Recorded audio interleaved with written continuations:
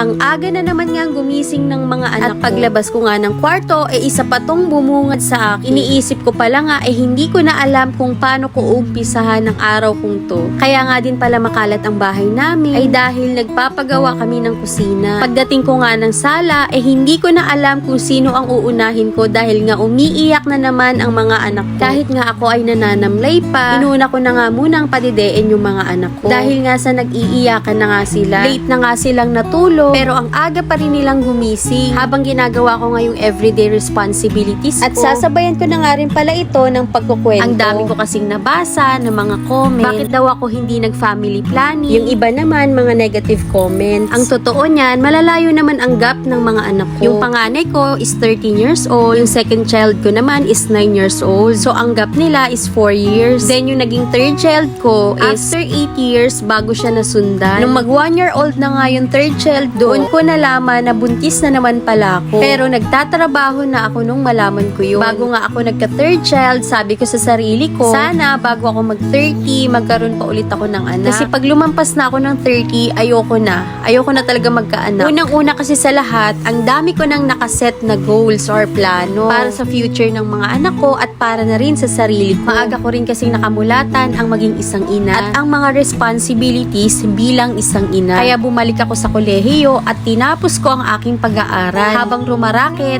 or nagtatrabaho sa gabi, napaka-thankful ko nga dahil sa mga anak ko, nagkaroon ako ng pangarap, naging matibay ako, nangarap ako, at nagsumikap ako sa buhay. Sadya lang talaga na may mga plano tayo, pero hindi natutuloy. Pero hindi ibig sabihin na pag may marami kang anak, wala ka ng plano. Maaaring may mga taong ganon, pero hindi naman lahat pare-pareho ng mindset. Maaaring sa ngayon, parang bumalik ako sa umpisa, pero hindi ibig sabihin nun, huminto na ako sa mga plano ko sa buhay. Totoong hindi naman talaga madali ang mag-alaga ng magkasunod na anak, lalo na at kung yung isa ay may special needs pa. To be honest, I can work anytime dahil madali naman ako matanggap sa trabaho. Ang kaso nga lang, sa sitwasyon ko ngayon at sa sitwasyon ni Ark ay hindi madali at hindi magiging madali ang lahat. Unang-una sa lahat, dapat yung sitwasyon ni Ark ay tinututukan ng isang ina. Kung may mga plano man ako na naudlot, sa ngayon ang priority ko muna is si Ark. Naniniwala ako na darating din ako sa point na magagawa ko rin yung mga gusto kong gawin at plano ko sa buhay. Dahil ang tanging plano ko lang naman sa buhay, pangarap, ay ang mabigyan ko sila ng maayos na buhay. So, ayun lang. Thank you for watching.